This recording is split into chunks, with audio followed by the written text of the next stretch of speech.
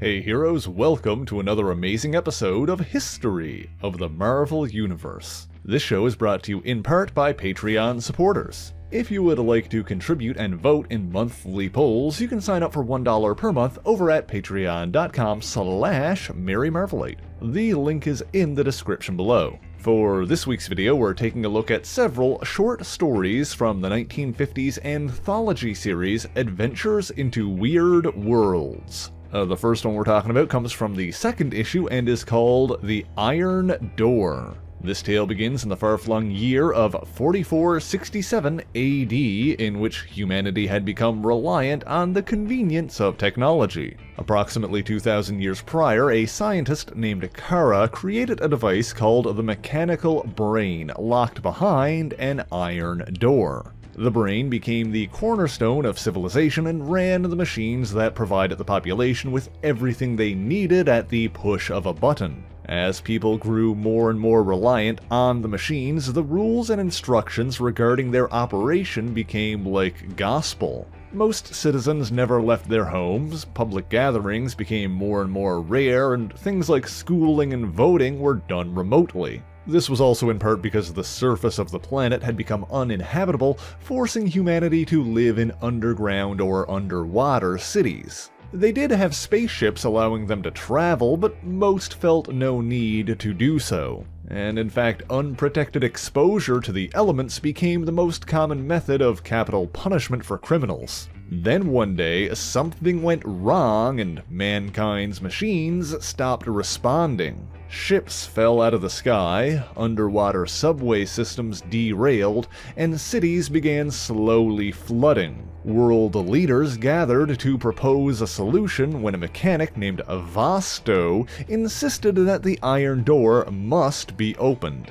He suggested that the mechanical brain could have been sabotaged by one of the many alien races that held enmity towards mankind. With little other option, the rulers of Earth opened the iron door for the first time in 2,000 years, allowing Vasto inside. There he encountered a decrepit old man and declared him to be the cause of the problems. Acting quickly, Vasto shot the elderly individual with a ray gun, fatally wounding him. However, the dying man told the world leaders that he was the mechanical brain, and that he was Kara. He revealed that he devised a method of living indefinitely to operate the machines that mankind relied on, but recently had been struck by a paralyzing ray sent from hostile aliens on Saturn. And so as Kara, the mechanical brain, died beside the iron door, Vasto returned to his home planet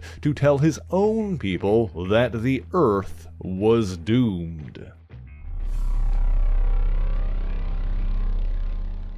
While that was one of many possible futures for our second story, the village graveyard, we're jumping back to the mid-20th century. This tale stars a man named Carl Decker, who wished to purchase a plot of land in an old village. However, the locals warned him that the house was haunted, having been built over the town's cemetery. Decker proposed that if one of the villagers were to sell him their property, he'd have no need to buy this one. But none were able to give up their homes or their livelihoods to move, and thus he entered the old house despite their insistence that he was endangering them all. But the truth is that Decker knew they would refuse his offer, and there was a specific reason he wanted that particular house. He had heard rumors that within its walls was hidden the secret of eternal life. He forced the keeper to show him around and learned some of the house's grisly history, like how a girl was murdered in the study and that her ghost waited for a victim to restore her to life. Unbelieving and undeterred, Decker purchased the property and was soon left alone within the house. However, he then came face to face with a spectral entity as it descended the stairs. The ghostly figure soon faded, and Carl Decker rationalized his experience, suspecting it to be some kind of trick orchestrated by the villagers. Regardless, soon after, he hired workers to begin excavating and clearing out the old graveyard. As the men worked outside, within the house, another ghostly figure emerged. This time, instead of a skeletal form, it took the shape of what appeared to be a living, breathing person, and the most beautiful woman Carl Decker had ever seen. She fully admitted to being undead, but Decker was still unbelieving. But then the woman began to panic, telling him that if the cemetery was unearthed, she would be destroyed along with it. And so Decker commanded the men to stop, sending them home for the day. He was still dubious about her claims of being a ghost, but was completely taken in by the woman's beauty. Then she told him there was a way for her to be restored to life, and for them to be together forever. To unlock the secret of eternal life, all he needed to do was kiss her. Little did he realize that the deadly touch of her cold lips would, in a way, give him exactly what he wanted. Soon after, Carl Decker was buried in that same graveyard where he would forever exist as one of the living dead. Our next story comes from Adventures into Weird Worlds number 7 and is called The Bad Boy. This story is about a boy named Peter Hemsley and his parents, John and Martha. The family lived in a remote area, and Peter was lonely without any friends his own age. They did plan on moving to the city eventually, but in the meantime, Martha had an idea to help her son. If Peter wanted to have a friend, all he really needed to do was imagine one. This seemed to work for a time, but Peter always referred to his new companion as Bad Peter. Whenever he did something wrong, the boy would claim that Bad Peter was the one who did it. Often it was little things, like when Bad Peter supposedly knocked over John's tobacco tin. Martha was patient and understanding and kept her husband from getting too frustrated. However, things began to escalate after John told his son to make sure his imaginary friend behaved himself. After that, Peter apparently didn't get along with the other boy, and they even started to be scared by him. Furthermore, he claimed that Bad Peter didn't like being scolded and apparently acted out by cutting up the carpets. By this point, Martha began to worry that they'd allowed things to go too far. John intended on disciplining his son, but as he entered the room, a throwing dart just barely missed his head and was embedded into the door frame. At his wit's end, John decided that he would get rid of the problem once and for all by killing Bad Peter. With his son guiding him, John wrapped his fingers around the imaginary boy's invisible throat. Now, he wasn't completely callous, mind you, and asked Peter if he should get rid of Bad Peter forever. When he agreed, John even had Peter turn around and face the window so he wouldn't have to watch. It seems that Peter wasn't the only one with an active imagination, and as John strangled the invisible boy, he could almost feel his neck in his grasp. Several minutes later, the grisly deed was done, but then the young boy turned around to deliver a terrifying revelation. You see, John's plan might have worked, but unfortunately it seems he killed the wrong Peter. The fourth story for today comes from issue number 9, but was reprinted in Crypt of Shadows number 4, and is called Locked Up. My friends, I can guarantee that you will never guess how this one ends. This story is about a young man named William who appeared normal, and yet many terrifying rumors swirled around him. Some said that his house was haunted, or that he kept his own father locked up in the basement. Others said that William himself was a supernatural creature, like a vampire or a werewolf. One person even claimed to have witnessed him transform into a literal devil. There was one person who didn't believe the rumors, a store clerk named Margie, who even had a bit of a crush on William. But then one day, William bought a large amount of food for the second day in a row, and she unthinkingly made a joke about how he must have someone locked up in the cellar. Hurt and frustrated, William stormed off, exclaiming that it wasn't true. When her shift ended that night, Margie headed home in the dark, little realizing that she wasn't alone. From behind a large tree by the graveyard, a shadowy figure emerged and Margie screamed for help.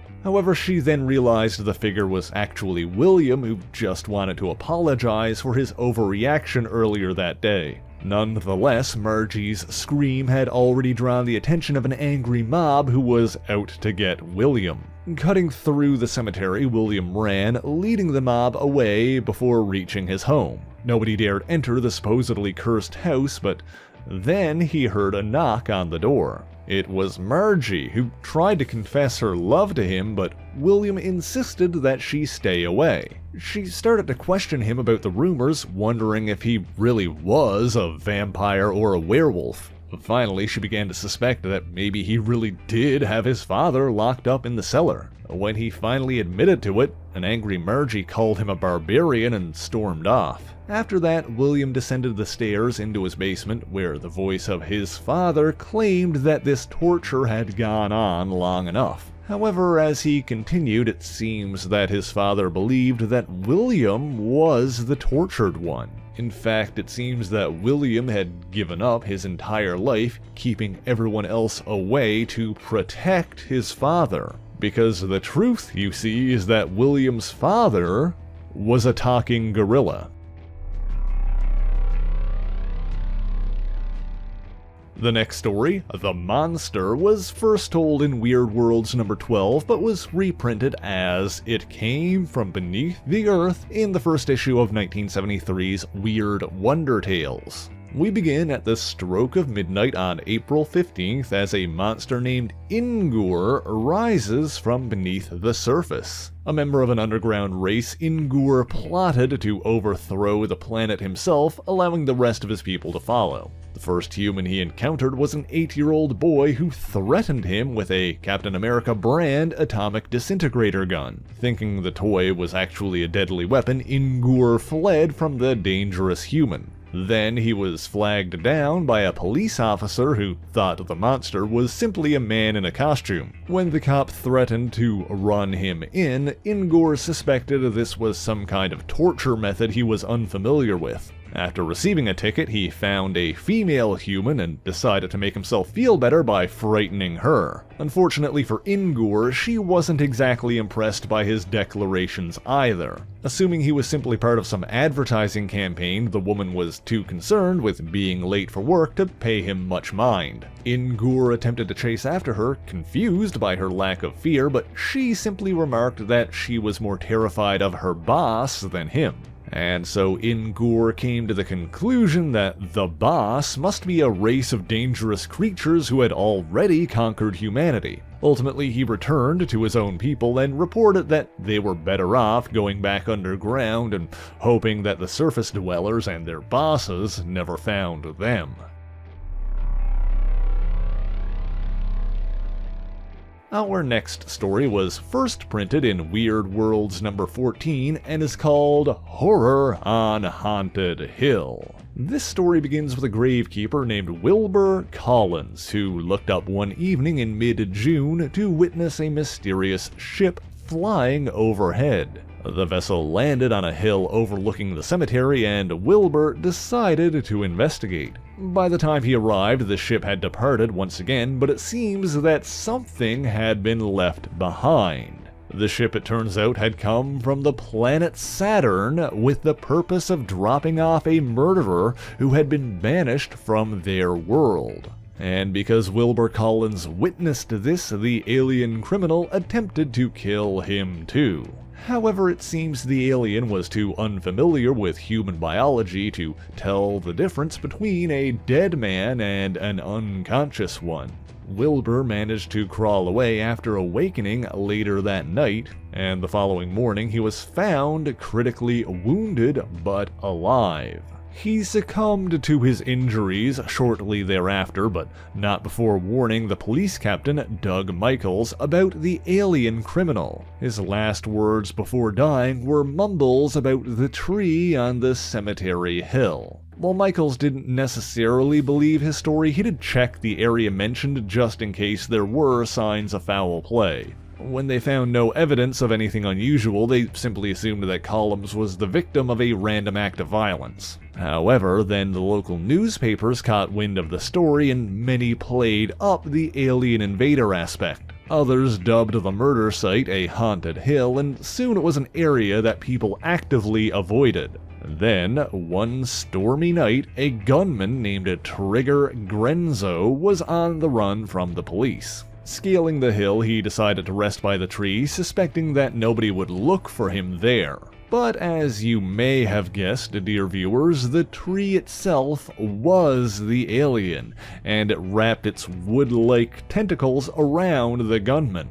But then, the struggle was interrupted by a bolt of lightning from the storm which struck the tree, killing both criminals. The following morning, Gresno's body was found alongside the shattered remains of the dead tree, and the authorities assumed that it was he who killed Wilbur Collins. And while things may have wrapped up nicely in this instance, we may be left wondering what will happen if the Saturnians decide to leave more of their criminals on Earth, or perhaps they already have.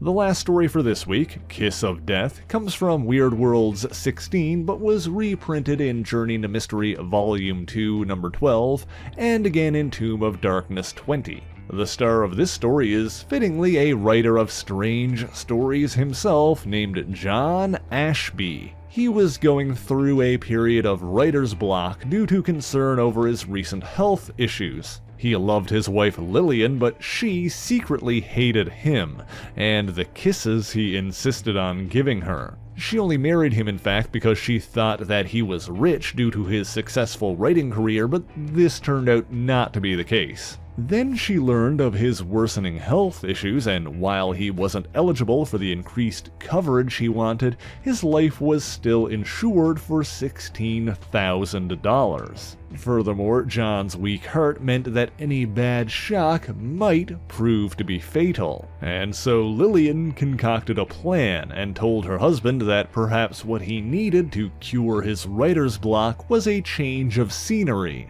She brought him to an old house she'd rented, one where vampires allegedly prowled. That night, John went to bed straight away after dinner, and Lillian continued to resent his kisses. In her own room, Lillian used makeup to disguise herself as a terrifying vampire. In the dead of night, she skulked into John's room, intending on frightening him to death.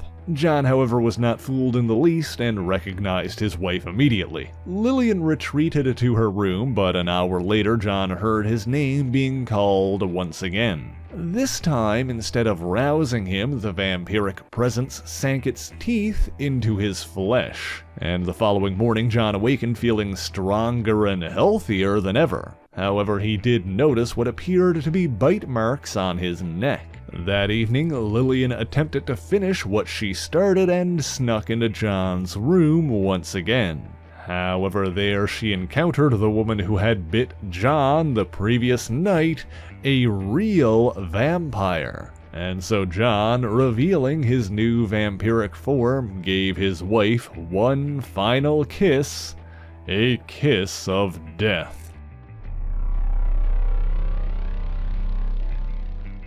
Hey guys, thank you so much for watching this video, and if you enjoyed it, please leave a like, share the video, and subscribe for more marvelous content. As always, the issues referenced in this video are listed in the description below, as well as links to other places you can find me, including my Patreon page, where for only $1 a month you can get your name in these special thanks here, and vote in monthly polls that help decide what topics get covered on the channel. So until next time, true believers, Excelsior!